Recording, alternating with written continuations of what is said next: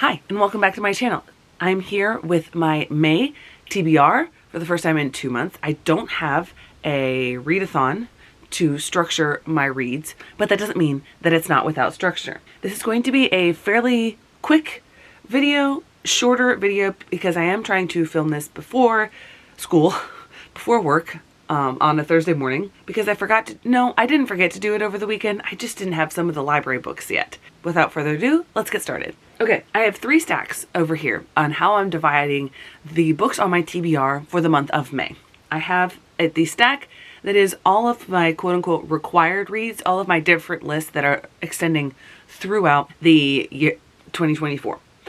I will have another list to start talking about, but I'm still waiting on some of those books to be delivered. That's the Our Fantasy Bingo. Yes, I'll be very late to the game, but I'll be getting it done. So I'm going to talk about that stack, and then I'll talk about each stack as I get to them. So for my quote-unquote required reads, let's start with the series that I'm going to start. I said I had this on last month's TBR for Romathon, but I ended up shifting and reading the first book in the Dandelion Dynasty instead. So I'm going to start with Foundryside this month as my series to start. Then I have my 24 in 24 books, and I'm going to read Wrong Place, Wrong Time by Jillian McAllister. I'm nervous but also excited about this one because this is a stretch for me. It's not my normal genre. It's mystery with a hint of the speculative. And then a nonfiction that I'm really excited about. It's The Five by Haley Rubenfold, The Untold Lives of the Women Killed by Jack the Ripper.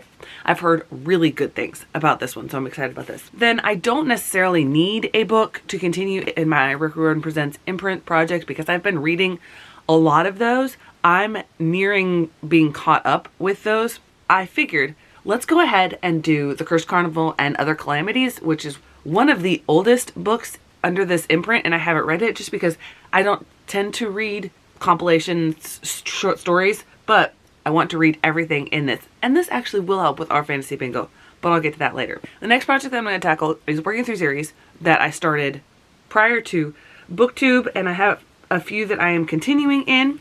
One is book 7 in the Sisters Grimm series. This is the third to last. There are only 2 more after this, so I should be finished with this series soon.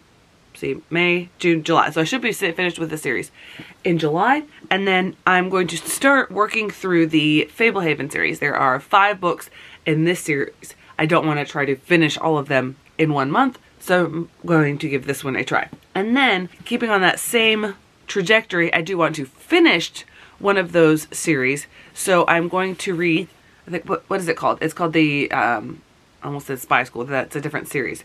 Anyway, there's a Space Case. Space Case series, that's the one that I read before, and I want to read the other 2 in the series. I will have to make sure that I read whichever one is second, and then third, I don't remember which is which. And then lastly, I do want to make sure that I'm keeping going with nonfiction and reading more. I already have one with The Five by Haley Rubenfold, but I want to keep going with that. So I have 2 others that are both nonfiction, and they're fairly short, so I might get to other ones, but these were the ones that, when I was looking through my own TBR, I wanted to read the most. We have Messy Roots by Laura Gao. This is a graphic memoir of a Wuhanese American. This was on the Goodreads Choice Awards list the last time that they had graphic novels on their list. And then I also want to read The Trayvon Generation by Elizabeth Alexander. This is one of the nonfiction books that I got in my tax return haul. So that's stack 1. The next thing that I'm going to be focusing on is SEASL. And I have about 8 or 9 books here from that list. I don't have all of the ones that I've put on hold. I'm going to try to get through these books in May and June.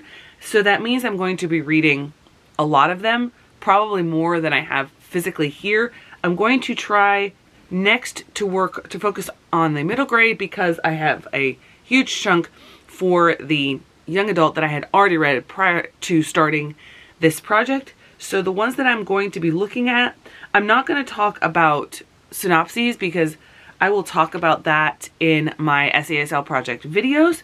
We have Ellen Outside the Lines. This intrigued me even more because that's La Sagrada Familia in Barcelona. So I'm intrigued about this book. Then we have another one that I'm eagerly anticipating and hoping it's going to be good. And we have The Last Mapmaker by Christina Suntervant. This is this is fantasy for middle grade. It's the few ones that is not contemporary, and so I'm excited about this one. Then we have Meet Me Halfway by Annika Farhado. Again, this is one of the few ones on the middle grade list that has representation in it. We have A Song Called Home by Sarah Zarr. This is a National Book Award finalist, so hopefully this one is really good. We have Camp Famous by Jennifer Belcher.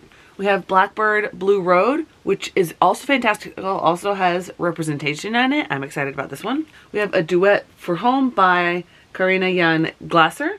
And finally, we have Hummingbird by Natalie Lloyd. So those are the ones that I have physically for that list. I didn't count it. I think it's 9. I have another couple still on hold, and I have a few that are available only via audiobook to the other libraries that I have library cards for. And also, there are several on the list that I didn't find initially that are now on order, so that's a good sign.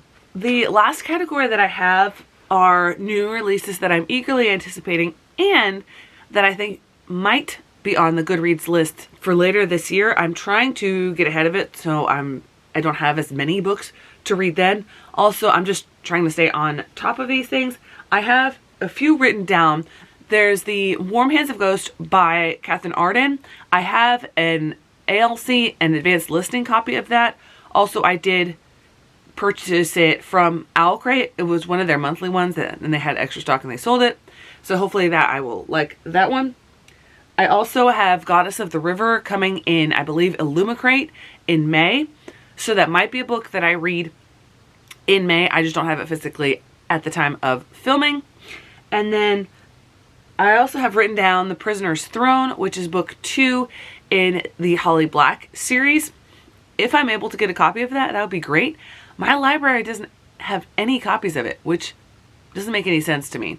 The ones that I do have physical copies of, again, these last 2 stacks, I'm not necessarily going to read all of them. Probably on SEASL I am.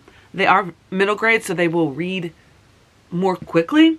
But on the most anticipated, I should say, I might not get to all of them. I might, but I probably will not get to all of them. I have reserved a lot of them on audiobooks, but those audiobooks, because these are high in demand, probably will not get delivered to me until June. So more of these I might read in June, but these are the ones that I have physically. Again, I also have some holds at the library for some of these as well.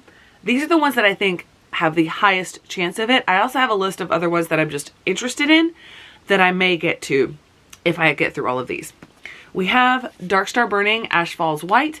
This is lower down on the chances probably of being on the list, but I have heard more about this series this year, so it might make the list. And also, I've read the first book in the series, and I'm eager to continue. One that I am not going to hold up because there's still that ongoing strike. It is the sequel to the winner of last year's Young Adult Fantasy category. I loved that book. That was my vote. And I'm also eagerly anticipating this one. I'm kind of surprised that I haven't gotten to this one yet, but I am going to be reading it. Not going to be reviewing it because the strike's still ongoing. But moving aside, next we have The City of Stardust. This one, the cover is so difficult to read the way they printed it, but I have heard a lot of people mentioning it on BookTube. I'm trying to pay attention to that. A lot of people reading it. BookTube does not always equate to what's going to be on Goodreads, but I'm going to read this one. 2 of the ones that I'm almost fairly certain are going to be on there. We have Feybound by Sarah L. Arifi. I've seen this everywhere. I definitely think this is going to be on there. Also, it fits a prompt for our fantasy bingo. Then you have a whole bunch of other people who are going to be reading it probably because of that, because it fits that so well. One that I'm not sure whether it's going to be in the fantasy category or in the romantasy category if they keep that, but I'm almost hands down certain that it's going to be in there, is A Fate Inked in Blood by Daniel L. Jensen. I have heard that this reads more fantasy with the romantic subplot. Those I tend to get along with better, and I have heard really good things about Jensen's writing. I'm not as nervous for this, but this cover is just beautiful. Then one I know for a fact is going to be on the list, The Familiar by Leigh Bardugo. I mean, her book won the category last year. What was it? Hellbent. So I'm going to be reading this one. Probably will she win again? More than likely. Unless it's mixed back in with romantasy. I don't like this cover. I'm just creeped out by the thing on the hand, but I'm really excited about this one. And then lastly, one that I have been super excited for quite a while, and I've been hearing a lot about this, and the reason that I know about this author is because the second book in her debut series was on the Goodreads list, and that is A Tempest of Tea by Hafsa Faizal. So I'm super excited about that. Thankfully, I do have audiobooks of both of these through Scribd. Well, Everend. They have got a new name. So those are the books that I am going to attempt to read in the month of May. School does get out on the 22nd or 23rd, something like that. So I will probably have a little bit more time at the end of the month. Does that mean that I'm going to read an enormous amount? Who knows? But I'm really excited about all the books that I am going to be reading this month. I am not going to attempt to hold up all of them. Just 2 out of the 3 stacks. So there you go. Thanks so much for watching. I hope to see you in the next one.